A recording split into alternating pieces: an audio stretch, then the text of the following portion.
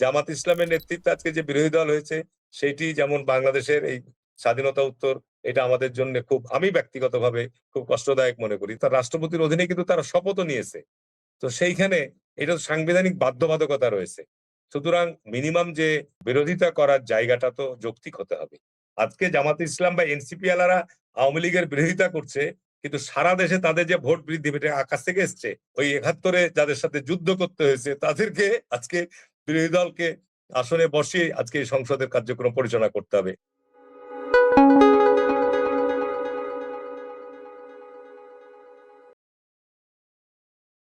ত্রয়োদশ জাতীয় সংসদের প্রথম অধিবেশন শুরু হলো এবং নানা ঘটনা অঘটনের মধ্য দিয়ে আমরা প্রথম অধিবেশন প্রত্যক্ষ করলাম। এই অধিবেশন কেমন দেখলেন? অতীতে একজন সংসদ সদস্য হিসাবে কী অভিজ্ঞতা লাভ করেছিলেন, তার সঙ্গে এই অধিবেশনকে কিভাবে মেলানো যায় অথবা এর মিল অমিল, এসব নিয়ে আমরা কথা বলবো সাবেক সংসদ সদস্য ও বিএনপি নেতা হারুনুর রশিদের সঙ্গে। হারুন ভাই, আপনাকে স্বাগত। ধন্যবাদ। ধন্যবাদ সৌরভ ভাই, আপনাকে ধন্যবাদ, অনেক ধন্যবাদ। ত্রয়োদশ জাতীয় সংসদের প্রথম অধিবেশন কেমন দেখলেন? আগে অধিবেশনগুলোতে আপনি নিজে অংশীদার ছিলেন, এবারে একজন দর্শক হিসাবে কেমন দেখলেন? ধন্যবাদ। আজকের এই জাতীয় সংসদটি ছিল দেশের জনগণের কাছে অনেক প্রত্যাশিত এবং অনেক আকাঙ্ক্ষিত, এবং অনেক ত্যাগ এবং রক্তের বিনিময়ে দেশে যে গণতন্ত্রের যাত্রা শুরু হয়েছে তারই আজকের এই প্রথম অধিবেশন। আমি অভিনন্দন জানাই আজকের এই নবনির্বাচিত সংসদ সদস্যদেরকে, এবং আমি ইতিপূর্বে এই সংসদের 4 বার সদস্য নির্বাচিত হয়েছিলাম।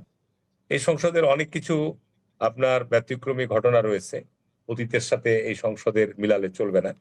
যেমন অতীতে আমাদের সংবিধানের বা সংসদের রেওয়াজ অনুযায়ী সাবেক স্পিকার আপনার পরবর্তী সংসদের আপনার সভাপতিত্ব করেন, এবং নতুন সংসদের স্পিকার নির্বাচিত হওয়ার পর উনি চেয়ার থেকে বিদায় হয়ে চলে যান। কিন্তু এবার যেহেতু আপনার এই নতুন সংসদের স্পিকার নাই, স্বাভাবিক কারণে এখানে একজনকে সভাপতি মনোনয়ন করতে হয়েছে, এবং সভাপতি মনোনীত হয়ে উনি সংসদের কার্যক্রম শুরু করেই প্রথমেই উনি স্পিকারে নির্বাচিত করেছেন। এটা যেহেতু একটি ব্যতিক্রমী বিষয়, সুতরাং অন্যান্য বা সংবিধানের সাথে অন্যান্য বিষয়ের সাথে কার্যপ্রণালীর সাথে মিলালে চলবে না।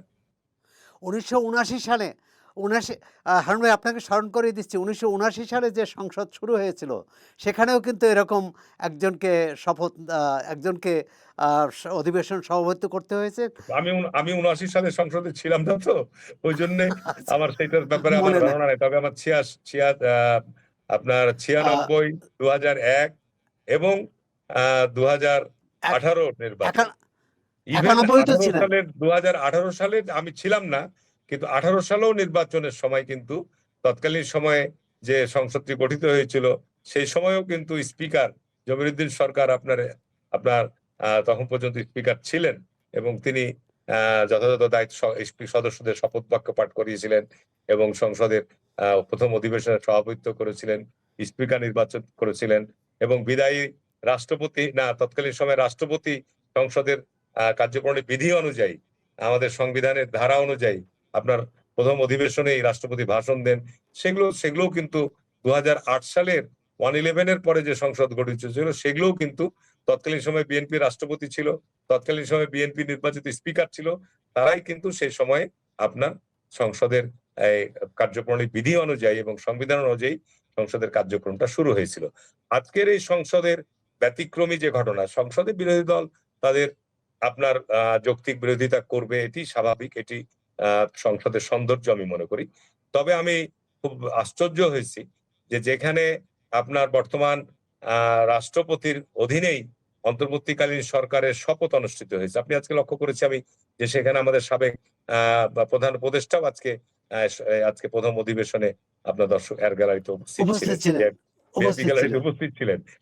সেইখানে আজকে নাহিদ আজকে আপনার সাবেক উপদেষ্টা পরিষদের একজন সদস্য ছিল, সেইখানে তারা আজকে রাষ্ট্রপতির ভাষণে রাষ্ট্রপতির অধীনে কিন্তু তারা শপথও নিয়েছে।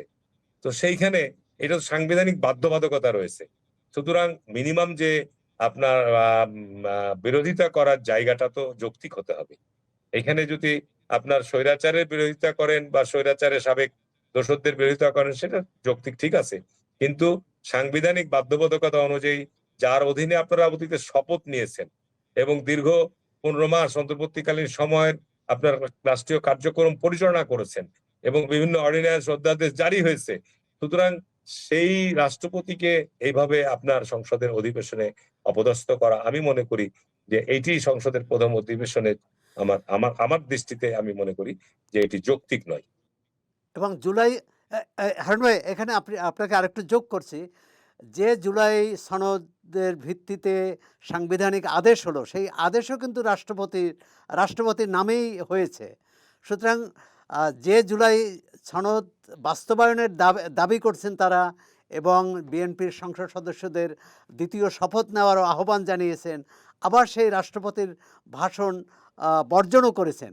এখন যে ভাষণ তারা বর্জন করলেন, এই ভাষণ নিয়ে এই ভাষণের উপর যে ধন্যবাদ প্রস্তাব আসবে এবং সেটি নিয়ে আলোচনা হবে, সেই আলোচনায় কি তারা অংশ নেবেন বলে মনে করেন? এটা আপনি অপেক্ষা করেন, সংসদের অধিবেশন তো আপনার মুলতবি হয়ে যায়নি, চলবে, কেবল তো শুরু হয়েছে। নিশ্চয়ই আপনার এখানে শোক প্রস্তাব আছে, এখানে আপনার আমাদের মাননীয় সাবেক প্রধানমন্ত্রী বেগম খালেদা জিয়ার শোক প্রস্তাব আছে, তারপরে 24 আগস্ট জুলাই যারা আমাদের শাহাদাত বরণ করেছে তাদের উপর শোক প্রস্তাব আছে, তারপরে আপনার বিগত সময়ের যে বিষয়গুলো আছে সেগুলোর উপর আলোচনা তো অবশ্যই হবে।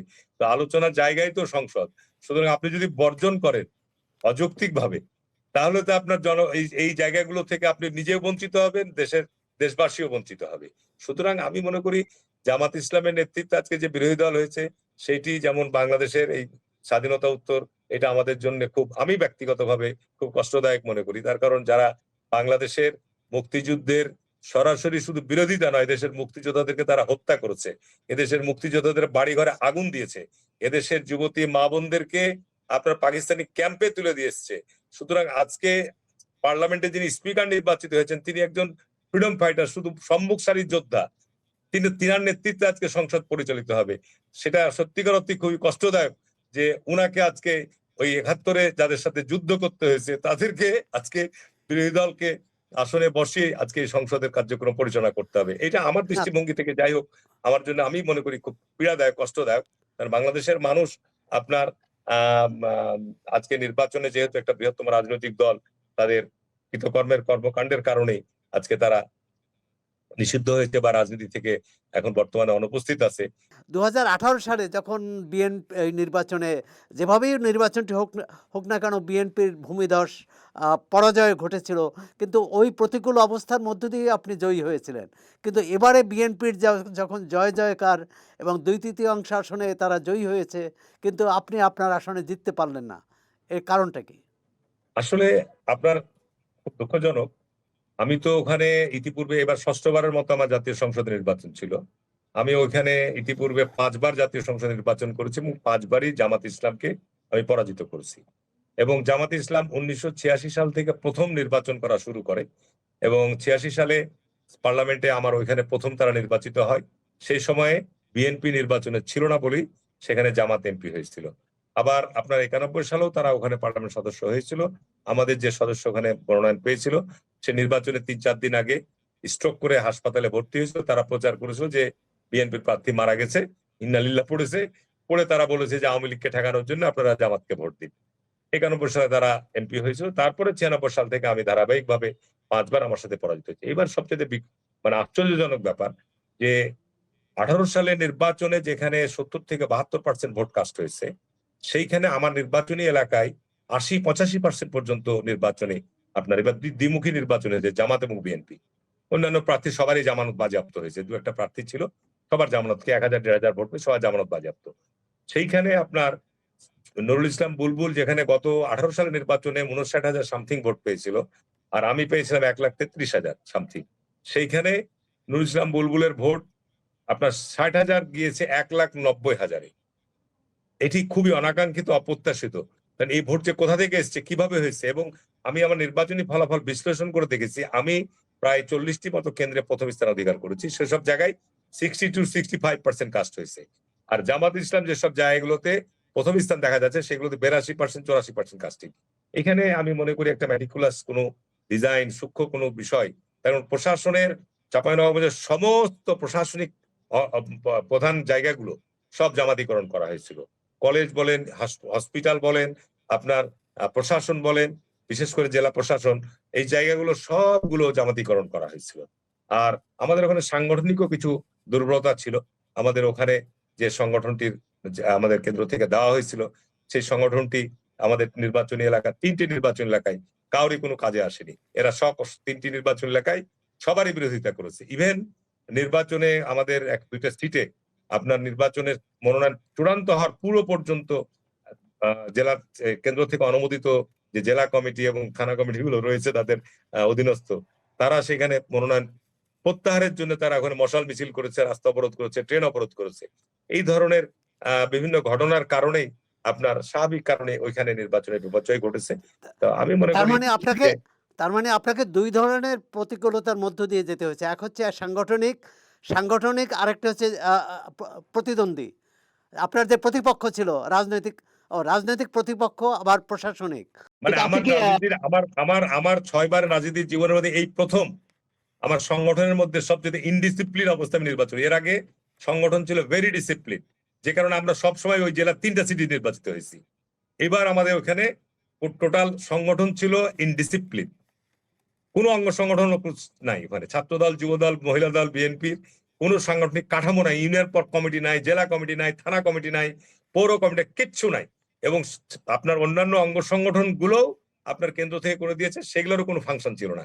যে কারণে আপনার 2000 জামাতের মতো একটা, এখানে কিন্তু জামাত সেকেন্ড হয় আমার সিটে এবং আমাদের শিবগঞ্জ 1, এই দুটো সিটে কিন্তু জামাতের একটা ভোট ব্যাংক আছে। তারা আপনার অতীতে 4টা-5টা নির্বাচনে সবসময় কিন্তু তারা সেকেন্ড হয়েছে, আওয়ামী লীগ থার্ড হয়। স্বাভাবিক ওইখানে আবার দেখা গেছে যে আওয়ামী লীগের ভোট সমস্ত যোগ হয়েছে জামাতের দিকে। আজকে জামাত ইসলাম বা এনসিপি আলারা আওয়ামী লীগের বিরোধিতা করছে, কিন্তু সারা দেশে তাদের যে ভোট বৃদ্ধি এটা আকাশ থেকে এসছে। আপনি সারা দেশে তাদের যে ভোটের পার্সেন্টেজ দেখেন, 8-10% জামাতের ভোট, বা এনসিপি আলারা যে ভোট পেয়েছে, এই ভোট তো জামাত ইসলাম আর আওয়ামী লীগের যৌথ ভোট আপনার সারা দেশেই। কিন্তু সারা দেশেই কিন্তু কিন্তু সারা দেশে অনেক জায়গায় কিন্তু আবার আওয়ামী লীগের ভোটে আওয়ামী লীগ সমর্থকদের ভোটে বিএনপি জয়ী হয়েছে। আমাদের সংখ্যালঘু সম্প্রদায় বলতে হিন্দু সম্প্রদায়, উপজাতি সম্প্রদায়ের ভোট কিন্তু এবার বিএনপির পক্ষে বেশি এসছে। আমার এলাকায় আমি হিন্দু সম্প্রদায়ের ভোট পেয়েছি। আমি যেসব জায়গায় আমাদের আমার ওখানে হিন্দু কম, তারপর যেসব জায়গায় আমাদের হিন্দু কিছুটা আছে, সেসব জায়গায় কিন্তু আমি প্রথম হয়েছি বেশ কয়েকটা জায়গায়।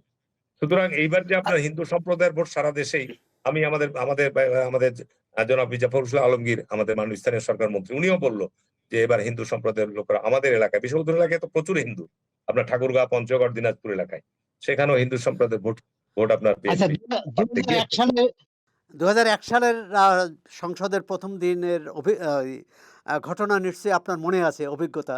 আর সেটি হচ্ছে যে তখন রাষ্ট্রপতি বিচারপতি শাহাবুদ্দিন আহমদকে বক্তৃতা দিতে হয়েছিল, মানে রাষ্ট্রপতি হিসাবে।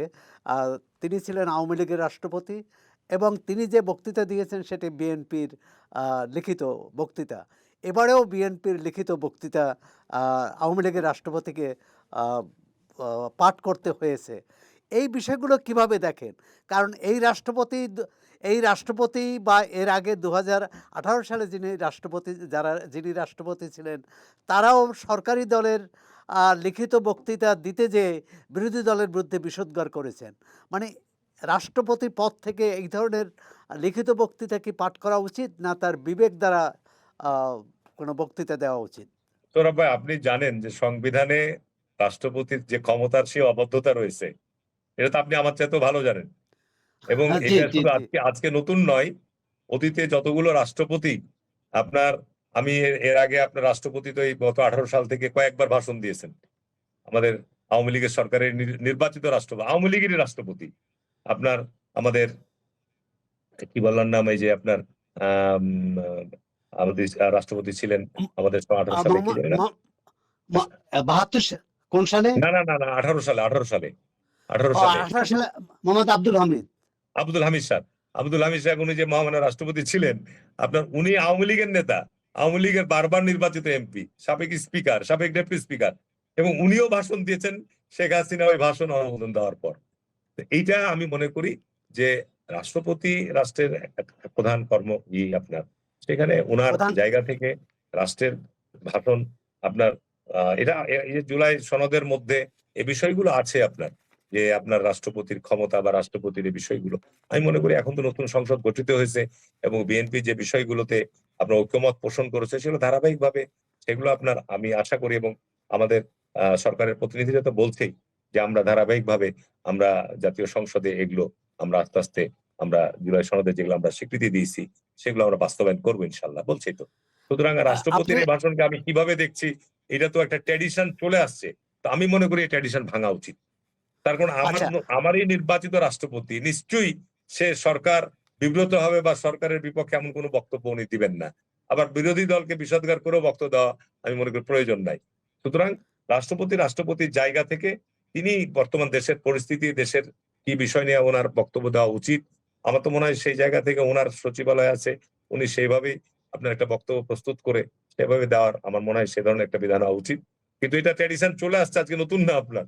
এটা আপনি যেটা বললেন জি শাহাবুদ্দিন আহমেদ থেকে শুরু করে যারাকে সরকার ইয়াজউদ্দিন নিযুক্ত আহমদ করছে রাষ্ট্রপতি, সে দলের লোক। এবং এবং হ্যাঁ, 2009-এ বিএনপি মনোনীত রাষ্ট্রপতি ইয়াজউদ্দিন সিরাজউদ্দিন আহমদকে আহমেদ আওয়ামী লীগ সেটাও আওয়ামী রাষ্ট্রপতি, লীগের সেটাও লিখিত শেখ হাসিনার আওয়ামী লীগের আপনার লিখিত ভাষণ লিখিত ভাষণ ভাষণ পড়তে পাঠ হয়েছে। করতে হয়েছে।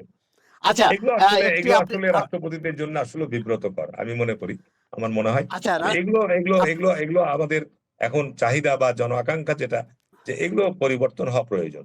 এগুলো এগুলো আপনার পরিবর্তন হওয়া প্রয়োজন। তার আমরা তো রাষ্ট্রপতি নিয়োগ দিচ্ছি, সামনে হারুন ভাই, রাষ্ট্রপতি আমাদেরই নিয়োগ হবে। সুতরাং আমি মনে করি যে রাষ্ট্রপতি এইটা প্রধানমন্ত্রীর সাথে আলোচনা করতে পারে, অবশ্যই প্রধানমন্ত্রীর সাথে তো আলোচনা করবেই যে আমি এই ধরনের ভাষণ দিচ্ছি বা দিব, অবহিত করবে, জানাবে, অসুবিধা নাই। কিন্তু একেবারে সম্পূর্ণ তাড়ি কমা সেমিকোলন তৈরি করে দিয়ে ভাষণ, আমার মনে হয় যে এই ধরনের হাত পা বেঁধে রাখা রাষ্ট্রপতি আমাদের মনে হয় এই জায়গা থেকে বেরিয়ে আসা উচিত। হারুন ভাই, একটি বিষয় যে নির্বাচনের পর আপনি এক জায়গায় মন্তব্য করেছেন যে চাঁপাই নবাবগঞ্জকে এখন মানুষ রাজাকারের জেলা বলে। এটি কি আপনার নির্বাচনে পরাজয়ের ক্ষোভ থেকে? এর মাধ্যমে কি আপনি আমরা আমরা তো নির্বাচন করা প্লেয়ার, জয় পরাজয় হবেই, এটা নিয়ে আপনার ক্ষোভের বা আপনার কোনো বিষয় নয়।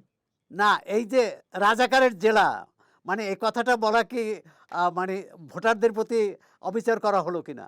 না, আমি আমি আসলে এটা আমার আমার আমি কিছুটা আবেগ থেকেও বলতে পারেন। তার কারণ একসময় আমি যখন 96 সালে ভোট করি, তার আগে ২ বার পার্লামেন্টে জামাতের এমপি ছিল এবং চাঁপাইনবাবগঞ্জকে মানুষকে ওইখানে আপনার বিভিন্ন হত্যাকাণ্ড সংঘটিত হয়েছে, বিভিন্ন রকমের বিভিন্ন ঘটনাও ঘটেছে। যে কারণে ওই এলাকাটাতে আপনার মানুষ বলতো যে এটা আপনার মানে এদের স্বাধীনতা বিরোধীদের জায়গা ওই সময়।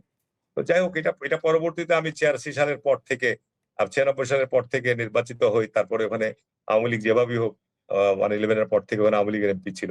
দীর্ঘ ৩৫ বছর পর দীর্ঘ ৩৫ বছর পর ওখানে আবার আমার সিট শুধু নয়, গোটা জেলার ৩ টা সিটি নিয়ে গেছে। বুঝছেন? এটা মানে সারা দেশে স্বাভাবিক কারণেই আমার জায়গা থেকে তো আমি বলছি, কিন্তু সারা দেশের মানুষের কাছে তো এটা একটা পরিচিতি। জামাত ইসলাম তো নিঃসন্দেহে আপনার বলার অপেক্ষা রাখে না যে জামাত ইসলাম দেশের মুক্তিযুদ্ধের একটা বিরোধী শক্তি। জামাত ইসলাম দেশের স্বাধীনতার বিরোধিতা করেছে। জামাত ইসলাম এদেশের পতাকা মানচিত্রের বিরোধিতা করেছে। এটা তো সত্য। সুতরাং এটা তো ইতিহাস থেকে আপনি সহজে দূর করতে পারবেন না। জামাত ইসলামের ৭১ এর ভূমিকা তো এটা আপনার ঐতিহাসিকভাবে সত্য। সুতরাং এটা জামাত ইসলামকেই সেই তাদের ঐতিহাসিক ভূমিকার ব্যাপারে তাদেরই মন্তব্য তাদের কাছ থেকে নিতে হবে।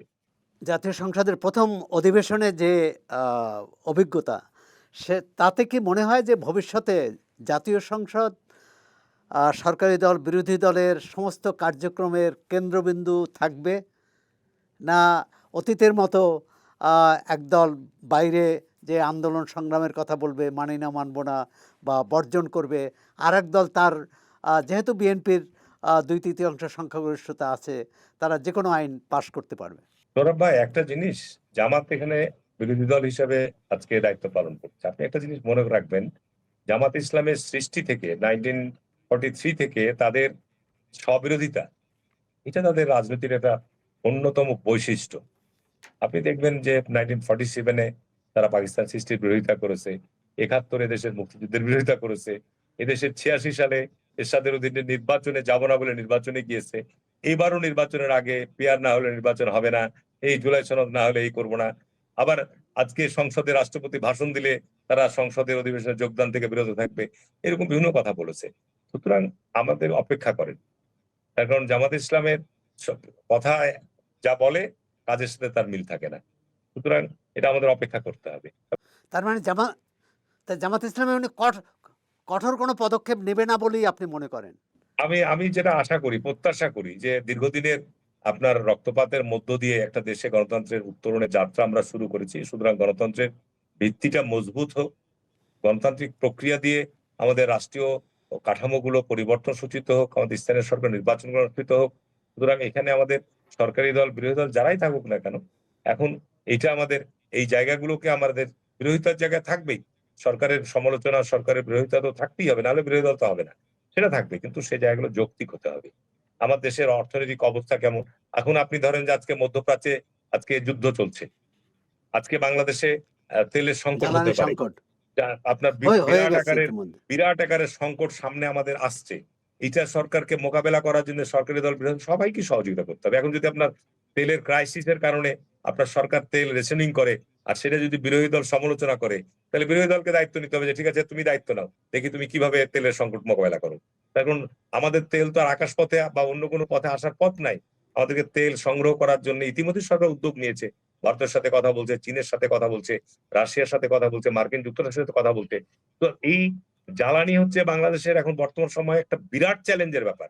এই জ্বালানি সংকটের কারণে আপনার আজকে বাসাবাড়ির যে আপনার এলপিজি গ্যাসের সংকট পড়বে, আপনার গাড়ির আপনার আপনাদের পরিবহনের ট্রেনে, বিমানে সবকিছুতে একটা সংকট। সুতরাং এটা একটা বিরাট বড়, আমি মনে করি কৃষিতে করোনার চাইতেও বড় বিষয়। সুতরাং এটাকে মোকাবেলা করার জন্য সরকারি দল, বিরোধী দলকে উভয়কেই সহযোগিতার মনোভাব নিয়ে থাকতে হবে। এখন আপনি সংকটকে যদি আপনি বিরোধী সরকারের ব্যর্থতাতে চাপিয়ে দিতে চান, তাহলে তো ঠিক হবে না। এটাকে আমরা আমরা মনে করি সৌরভ ভাই, এখন অপেক্ষা করি যে বিরোধী দল তাদের দায়িত্বশীল ভূমিকা রাখছে কিনা, এবং তারা সমালোচনার জন্যই সমালোচনা করবে না আসলেই সমালোচনার জন্য সমালোচনা করছে, সেটা আমাদের দেখার বিষয়। আচ্ছা হারুন ভাই, শেষ প্রশ্ন। আচ্ছা, শেষ প্রশ্ন হচ্ছে, অন্তর্বর্তী সরকারের আমলে রাষ্ট্র পরিচালনার জন্য ১৩৩টি অধ্যাদেশ জারি করেছে। অতীতে সেনা সমর্থিত তত্ত্বাবধায়ক সরকারও অনেকগুলো এই অধ্যাদেশ জারি করেছিল। তার কিছু আওয়ামী লীগ সরকার পরবর্তীকালে যারা ক্ষমতায় এসেছেন, আওয়ামী লীগ অধিকাংশ গ্রহণ করেছে, অর্থাৎ অনুমোদন দিয়েছে, আবার কিছু কিছু ক্ষেত্রে দেয়নি। এই ৩৩টি যে অধ্যাদেশ জারি হলো অন্তর্বর্তী সরকারের আমলে, বিএনপি এটা কিভাবে নেবে? পুরোটাই মানে চোখ বুঝে অনুমোদন দিয়ে দেবে, না এটা যাচাই বাছাই করে কিছু অনুমোদন পেতে পারে, কিছু বাদও যেতে পারে? আপনি কি মনে করেন? অবশ্যই এখানে তো আমাদের সরকারের প্রতিনিধি, আমাদের মাননীয় স্বরাষ্ট্রমন্ত্রী তো বলেছে যে আমাদের ১ নম্বর জুলাই সনদের জন্য যে অধ্যাদেশগুলো এসছে, যেগুলো জুলাই সনদে আমরা ঐক্যমত পোষণ করি, সেগুলোর জন্য তো কিছু অধ্যাদেশ আছে। সুতরাং সেগুলো আপনার অনুমোদন হবে। এগুলোর জন্য প্রয়োজন, যেগুলো রাষ্ট্র চালানোর জন্য যেগুলো প্রয়োজনীয় অধ্যাদেশ দিতে হয়েছে, সেগুলোকে অনুমোদন দিতে হবে। তারপরে এই সময়কাল, যে অন্তর্বর্তীকালীন সময়কাল, এগুলো তো সংসদে আপনার যে সংশোধনী আসবে সেটা অনুমোদন আসবে। সুতরাং এগুলো আপনার যাচাই বাছাইয়ের মধ্যে আমার মনে হয় যে অধিকাংশই আপনার রাষ্ট্রীয় প্রয়োজনের জন্য অধ্যাদেশ জারি করা হয়েছে, অধিকাংশই আপনার এগুলো অনুমোদন আসবে। তবে যেগুলো কিছু অপ্রয়োজন, যেগুলো প্রয়োজন নাই, সেগুলো হয়তো বাদ যাবে। এগুলো সরকার তো অবশ্যই একেবারে চোখ বন্ধ করে তো সব হবে না। এগুলো আপনার যাচাই বাছাই করেই যেগুলো প্রয়োজন সেগুলো আপনার অনুমোদন দেওয়া হবে, এবং সরকারের মেয়াদকালকে তো আপনার সরকার অনুমোদন দান করবেই। এটা এটা তো আপনার করতেই হবে। সুতরাং আপনার অধ্যাদেশের মধ্যে আপনি যেটা বললেন, আমি মনে করি যে এর মধ্যে যেগুলো প্রয়োজনীয় যাচাই বাছাই করে, এর মধ্যে অধিকাংশই আমাদের মাননীয় স্বরাষ্ট্রমন্ত্রী বলেছেন যে এই যেগুলো অধ্যাদেশ জারি হয়েছে অধিকাংশই আমরা যাচাই বাছাই করে অনুমোদন দিব ইনশাল্লাহ। একটি বিষয়ে বেশ অনেক বিষয়ে বিরোধ আছে, কিন্তু একটি বিষয়ে কঠিন, মানে কি বলে, বিরোধটা বেশ জোরদার। সেটি হচ্ছে যে উচ্চকক্ষ। আপনাদের ৩১ দফায়ও আছে যে উচ্চকক্ষ গঠন করা হবে। আবার জুলাই সনদেও উচ্চকক্ষ গঠনের কথা আছে, কিন্তু জুলাই সনদে আছে যে এই নিম্নকক্ষের ভোটের ভিত্তিতে উচ্চকক্ষের প্রতিনিধিত্ব বাছাই করা হবে বা প্রতিনিধি নির্বাচিত করা হবে। আর বিএনপি হচ্ছে যে নিম্নকক্ষের আসনের ভিত্তিতে। প্রথমত হচ্ছে যে এই বিরোধ যদি চলতে থাকে তাহলে আদৌ কি উচ্চকক্ষ হবে, বা আপনি একজন অভিজ্ঞ সংসদ সদস্য হিসাবে কি মনে করেন যে কোনভাবে হওয়া উচিত? না, আমি উচ্চকক্ষের ব্যাপারে, এখন উচ্চকক্ষ সংসদে আগে আপনার বিলটা পাস হোক, উচ্চকক্ষ পাস হোক।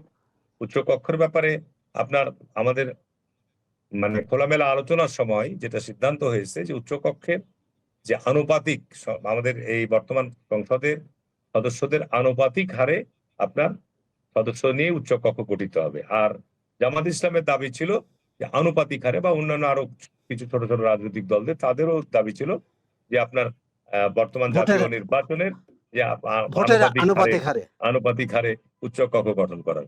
কিন্তু এই ক্ষেত্রে নোট অফ ডিসেন্ট ছিল, আমাদের জায়গা থেকে ছিল যে না, আমাদের সংসদের আনুপাতিক হারের ভিত্তিতেই গঠন করা হবে।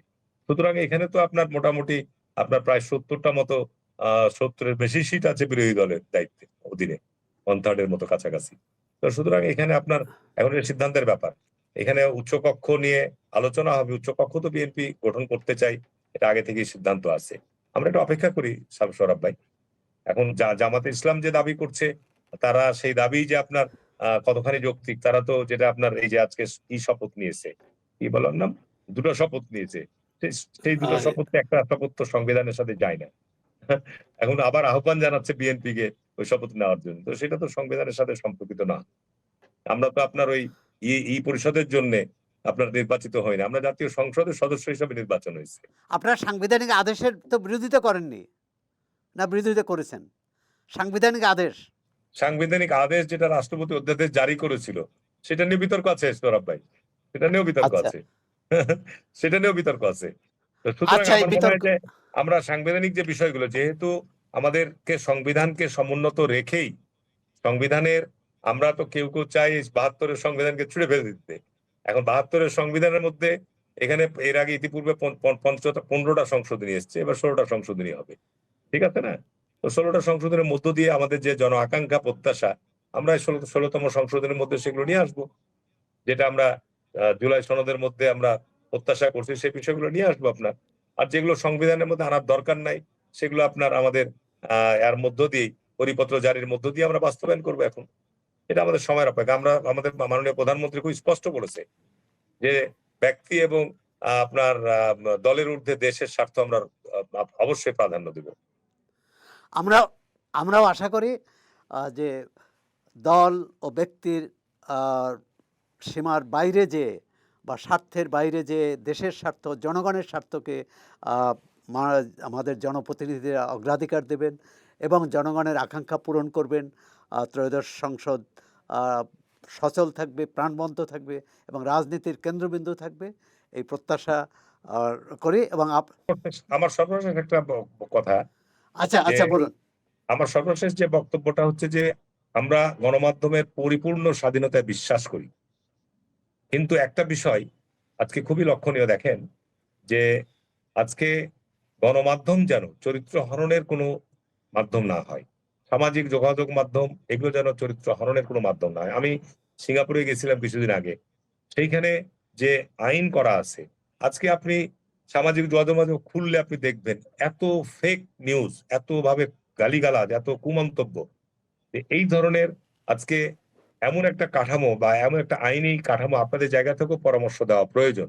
কারণ আমরা এর আগে আপনার এই গণমাধ্যমে যে ডিজিটাল অ্যাক্ট করেছিল তার ভীষণ বিরোধিতা করেছি নিপীড়নমূলক বলে, কিন্তু আইনের এই যে আজকে একেবারে স্বাধীনতার নামে আপনি এই ধরনের একেবারে লাগামহীন যা ইচ্ছা তাই, কোনো জবাবদিহিতা, কোনো দায়বদ্ধতার জায়গায় যদি না থাকে, তাহলে কিন্তু এটা আমাদের জন্য, আমি মনে করি যে কল্যাণের চেয়ে অকল্যাণ বয়ে নিয়ে আসবে। না, সেটা তো দেশ, জাতি, জনগণ সব।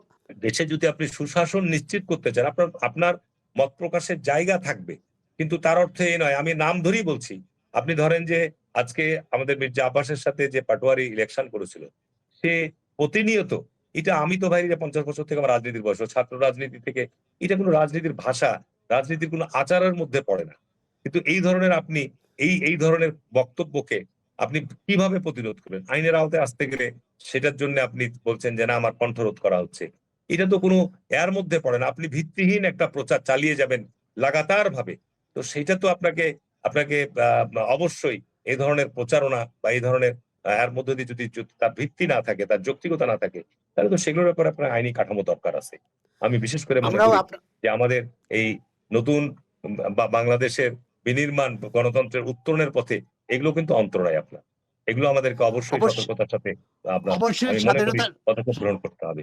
আমি গণমাধ্যমে, আপনি একজন সিনিয়র সম্পাদক হিসাবে আমি মনে করি যে এই ব্যাপারগুলোর জন্য আপনি কথা বলবেন এবং এগুলোর ব্যাপারেও আপনি সুপরামর্শ দিবেন। ধন্যবাদ। অবশ্যই হারুনুর রশিদ, আমরাও চাই যে দায়িত্ব স্বাধীনতার সঙ্গে সঙ্গে যেন দায়িত্বশীলতাও থাকে, আর সেটি সাংবাদিক, রাজনীতিক, জনপ্রতিনিধি বা অন্য যে কোনো পেশার মানুষের। আর সংবাদ মাধ্যমের প্রতি আমাদের, মাধ্যমের উপর আমাদের নিয়ন্ত্রণ আছে, বা পরিচালনার ক্ষেত্রে আমরা হয়তো ভূমিকা রাখতে পারি, কিন্তু আপনি যে সামাজিক যোগাযোগ মাধ্যমের কথা বললেন, তার উপর কিন্তু আমাদেরও নিয়ন্ত্রণ নাই, সরকারেরও নিয়ন্ত্রণ নাই। সুতরাং এখানে সামাজিক আন্দোলনই গড়ে তুলতে হবে, যেটা অপপ্রচার, অপতথ্য, ভুল তথ্যের বিরুদ্ধে। আর সেখানেও সম্মিলিতভাবেই এই কাজটি এগিয়ে নিতে হবে, কারণ শেষ বিচারে কিন্তু এই অপপ্রচার, ভুল তথ্য, ভুল মানে বিদ্বেষ ছড়ানো, গুজব এগুলো কিন্তু কাজে আসে না, বরং ব্যক্তি হিসাবে, দল হিসাবে অনেকে ক্ষতিগ্রস্ত হন। এটি আমাদের দেখা উচিত, যে আচরণ আমি অন্যের কাছ থেকে প্রত্যাশা করি, সেই আচরণ যাতে অন্যের প্রতিও করি। তাকে এইটুক মানবিক মর্যাদা, যে বিষয়টি আছে আমাদের স্বাধীনতার ঘোষণাপত্রে, সেই মানবিক মর্যাদা আমরা রেখে চলি। হারুনুর রশিদ, আপনাকে অনেক অনেক ধন্যবাদ, শুভেচ্ছা চর্চাকে সময় দেওয়ার জন্যে। আবার দেখা হবে।